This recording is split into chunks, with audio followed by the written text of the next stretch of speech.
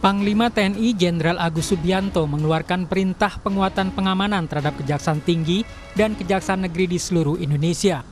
Perintah itu tertuang dalam telegram Panglima TNI tertanggal 5 Mei 2025. Kepala Pusat Penerangan TNI Maijen Kristome Sianturi menegaskan tugas itu bagian dari kerjasama pengamanan yang bersifat rutin dan preventif.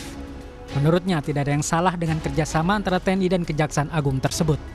Itu didasari atas kesepahaman atau kerjasama antara TNI dan Kejaksaan yang sudah ada sejak tahun 2018. Kemudian diperbarui tahun 2020 dan tahun 2002 terakhir ini ya 2023 dengan nota kesepakatan nomor NK 6/4 Romawi /2003 TNI. Di situ ada 8 bidang ruang lingkup dalam kerjasama itu. Salah satunya adalah perbantuan personil, dukungan bantuan personil TNI kepada Kejaksaan dalam rangka tugas-tugas dan fungsi kejaksaan. Terus salahnya di mana? Toh ini kan dalam rangka sinergitas antar kementerian dan lembaga dalam rangka melaksanakan tugas-tugasnya untuk melaksanakan program yang memang dicanangkan oleh pemerintah.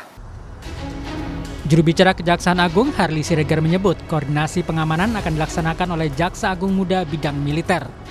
Harli membantah ada intervensi soal pengamanan dari TNI. Ia menegaskan kerja jaksa dalam penegakan hukum dipastikan tidak akan terpengaruh dengan pengamanan yang dilakukan.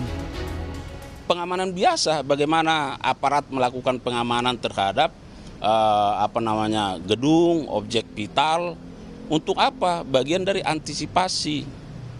Oleh karenanya, TNI juga dalam memberikan perbantuan ini melakukan tindakan-tindakan terukur. Nah, jadi tidak ada kaitannya dengan penegakan hukum yang dilakukan oleh Kejaksaan. Ya, bagaimana mungkin TNI yang mengamankan misalnya mencampuri urusan-urusan tugas fungsi penegakan hukum, ya kan? Bukan itu esensinya. Direktur Eksekutif Amnesty International Indonesia Usman Hamid mengatakan ada kesan TNI membayang-bayangi lembaga penegak hukum.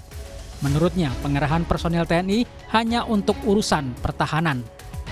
Kejaksaan adalah instansi penegak hukum, di mana proses penuntutan atau proses penyidikan dalam tindak pidana khusus itu berjalan.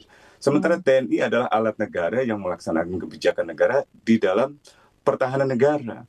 Jadi tidak ada hubungannya. Harusnya ada kerjasama-kerjasama lain yang mungkin bisa dipertimbangkan. Tapi untuk pengamanan itu seperti merendahkan TNI. Masa TNI personil yang seharusnya dilatih, dididik, dipersenjatai dan diberikan kekuatan monopoli perang untuk melindungi Indonesia dari ancaman negara asing, tiba-tiba disuruh menjaga kantor kejaksaan. Ada 8 ruang lingkup kerjasama TNI dengan Kejaksaan Agung. Salah satunya penugasan prajurit TNI di lingkungan kejaksaan. Nantinya jumlah personil yang akan bertugas diatur dalam kelompok 2 hingga 3 orang sesuai kebutuhan. Harus dipastikan tugas penegakan hukum oleh Kejaksaan tidak boleh dicampur adukan dengan fungsi TNI dalam menjaga pertahanan. Tim Liputan Kompas TV.